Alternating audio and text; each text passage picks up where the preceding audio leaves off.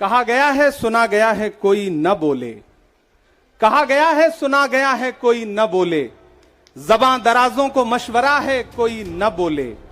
अजीब लुकनत पसंद हाकिम से वास्ता है, अजीब लुकनत पसंद हाकिम से वास्ता है, जो चाहता है जो सोचता है कोई न बोले।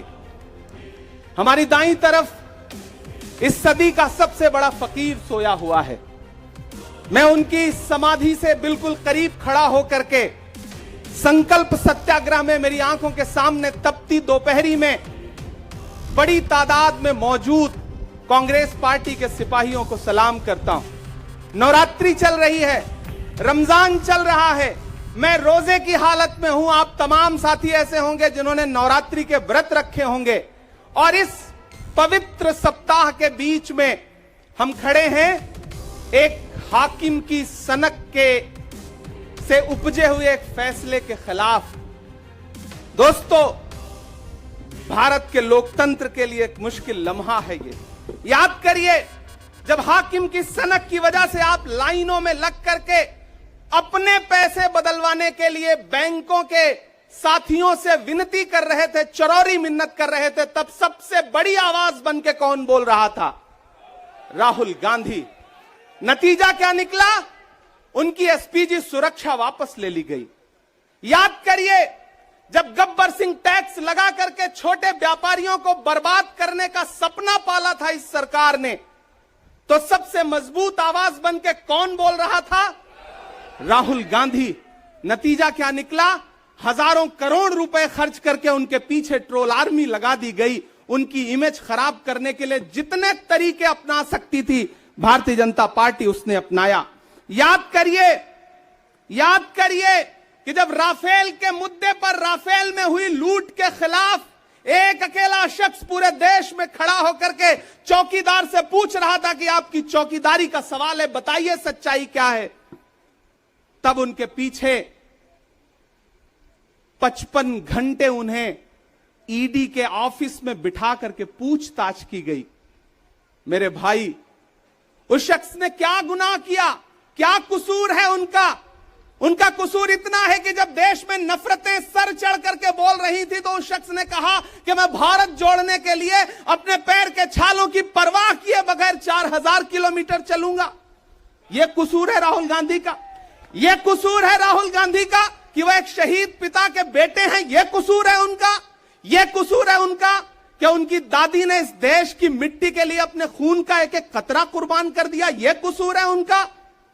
आज भारतीय जनता पार्टी के लोग हाउस में खड़े होकर के, सदन शुरू होते ही 1 मिनट भी सदन नहीं शुरू हुआ रहता था और खड़े होकर के राहुल गांधी माफी मांगो के नारे शुरू कर देते थे। किस बात की माफी? क्योंकि वो भारत जोड़ रहे हैं, वो लोकतंत्र को बचाने की बात कर रहे हैं। अरे भाजपाइयों, माफी तो आपको मांगनी चाहिए। 15 लाख के झूठे जुमले के लिए माफी मांगो, बढ़ती हुई महंगाई के लिए माफी मांगो, अच्छे दिन के झूठे वादों के लिए माफी मांगो, लोकतंत्र को कुचलने के लिए माफी मांगो, महंगाई के खिलाफ माफी मांगो, 400 का सिलेंडर 1100 रुपए करने के लिए माफी मांगो, 58 रुपए का पेट्रोल 100 रुपए का करने के लिए माफी मांगो, हिंदू को मुसलमान से लड़ाने के लिए माफी मांगो, सिख को ईसाई से लड़ाने के लिए माफी मांगो। माफी तो तुम मांगो।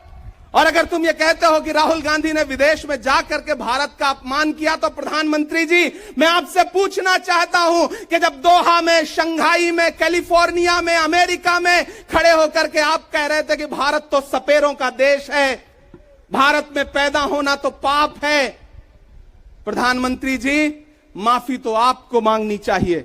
मैं आज प्रियंका दीदी को सुन रहा था, मेरी आंखों में आंसू थे उनका भाषण सुन करके। पिछले कुछ हफ्तों में 2 बार मेरी पलकें नम हुई। पहली बार तब हुई जब हम संसद भवन से तमाम सांसद निकल रहे थे और एकाएक हमने सीपीपी ऑफिस में देखा कि राहुल गांधी जी को 2 साल की सजा दे दी गई। उन लम्हों में मेरी आंख में आंसू थे। मैं शायर हूं तो मैं भावुक हूं, शायद इसलिए मेरी आंखें नम हो जाती हैं ऐसे लम्हों में। आज जब प्रियंका जी बोल रही थी तो मैं उन्हें सुनकर के भी मैं नम हो गया। यह जुल्म है कि जुल्म को कहता हूं साफ जुल्म। यह जुल्म है कि जुल्म को कहता हूं साफ जुल्म। क्या जुल्म कर रहा हूं? मुझे मार दीजिए। जो जख्म बांटते हैं उन्हें जीस्त पे है हक। मैं फूल बांटता हूं, मुझे मार दीजिए। फिर उसके बाद हिंदुस्तान वालों, फिर उसके बाद शहर में नाचेगा हू का शोर, फिर उसके बाद शहर में नाचेगा हू का शोर। मैं आखिरी सदा हूं, मुझे मार दीजिए। मेरे भाई, इस देश के लोकतंत्र को बचाने के लिए जो सबसे बड़ी आवाज है इस देश के, उसको मारने की, उसको कुचलने की जो कोशिश है, उसके खिलाफ आपको खड़ा तो होना पड़ेगा, आपको बोलना तो पड़ेगा। मैं कभी कभी सोचता हूं कि जब मैं कभी समाधि पर जाऊं तो क्या मुंह दिखाऊंगा महात्मा गांधी को, मैं क्या मुंह दिखाऊंगा राजीव जी को, हम क्या मुंह दिखाएंगे इंदिरा जी को, कि उनके वारिस के साथ, उनके घर के चश्मो चिराग के साथ इस तरह की अपमानजनक बातें की जा रही हैं और देश खामोश बैठा है। सवाल आपसे है, सवाल यहां बैठे हुए लोगों से नहीं है, सवाल आपसे है जो आप कांग्रेस की मोहब्बत में यहां आए हुए। मैं आपको सलाम करता हूं, मैं जानता हूं आप राहुल गांधी जी से मोहब्बत करते हैं, कांग्रेस पार्टी से मोहब्बत करते हैं, प्रियंका दीदी के सम्मान में आए हुए हैं, खड़गे साहब के सम्मान में आए हुए हैं, मैं जानता हूं, वरना इस तपती दोपहरी में व्रत रख के, रोजा रख करके कौन परेशान होने के लिए आता।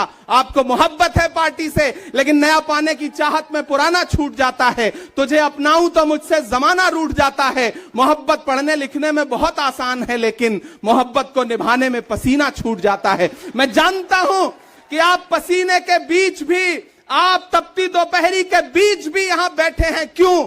क्योंकि आपके मन में पीड़ा है, आप देख रहे हैं कि लोकतंत्र को किस तरह से कुचला जा रहा है। मेरे भाई, ये एक मुश्किल वक्त है। मैं इस मंच पर खड़ा होकर के, गांधी समाधि के इस मंच पर खड़ा होकर के पूरे देश का आह्वान करता हूं कि अब समय राहुल गांधी के सत्याग्रह का नहीं है। अब राहुल गांधी जी से आगे बढ़कर के देश के एक एक व्यक्ति के ऊपर बात आ गई है। एक ऐसी आवाज जो आपके लिए संसद में बोल रही थी, कसूर क्या था? उन्होंने प्रधानमंत्री जी के भ्रष्टाचारी मित्रों के खिलाफ आवाज उठाई। उन्होंने पूछा कि 20,000 करोड़ रुपया कहां से आया अडानी की कंपनियों में। उन्होंने पूछा कि नीरव मोदी ने, ललित मोदी ने, मेहुल चौकसी ने जो इस देश को लूटा है, उसका जवाब प्रधानमंत्री जी को देना पड़ेगा। अगर प्रधानमंत्री जी इतना कहने से आप राहुल गांधी जी की सदस्यता ले लेंगे तो हम तमाम सांसद तैयार हैं, ले लीजिए हमारी सदस्यता, लेकिन हम रुकने वाले नहीं हैं, हम झुकने वाले नहीं हैं, हम मुसलसल बोलते रहेंगे। मैं हिंदुस्तान के लोगों से कहना चाहता हूं कि हमने सहराओं में हासिल किया आसानी से, तुम समंदर में भी रहकर न मिले पानी से। ये सियासत के दिए सबके हवाले न करो, मुल्क बिक जाता है एक शख्स की नादानी से। इस शख्स की नादानी से देश बिक रहा है, लोकतंत्र मटिया मेट हो रहा है, संविधान को कुचला जा रहा है। और वो आखिरी सदा जो 7 फरवरी को गूंजी थी पार्लियामेंट में, उसको भी खामोश करने के लिए उसे संसद से निकाल दिया गया है। मैं देश से कहना चाहता हूं कि उन्होंने राहुल गांधी जी को संसद से निकाल दिया है। देश सुने इस बात को कि नरेंद्र मोदी जी और उनकी सरकार ने साम दाम दंड भेद इस्तेमाल करके राहुल गांधी को संसद से निकाल दिया है। अब देश के ऊपर फैसला है, उन्होंने संसद से निकाला है। देश के लोगों, राहुल गांधी को अपने दिल में रखो, अपने दिल में बिठाओ, निकलो पूरे देश में, करो सत्याग्रह। देखते हैं इस हुकूमत की तानाशाही में कितनी ताकत है। अगर कांग्रेस का एक एक कार्यकर्ता जो अपने घरों पर कहीं बैठा हुआ है, मैं उससे भी आह्वान कर रहा हूं कि राहुल गांधी से बढ़कर के ये मसला इस देश के लोकतंत्र तक आ गया है, इसे बचाइए। और राहुल जी शायद अपने घर पर होंगे, यहां हम हजारों की तादाद में उनको समर्थन देने के लिए जुटे हैं। मैं तो बस इतना कह रहा हूं कि मेरे भाई, आपको एक बात समझनी है, और वो ये है कि इस मुश्किल वक्त में हमें राहुल जी से ये कहना है कि लहू में भीगे तमाम मौसम गवाही देंगे कि तुम खड़े थे। एक आखिरी नज्म सुना करके मैं आपसे विदा लूंगा कि लहू में भीगे तमाम मौसम गवाही देंगे कि तुम खड़े थे।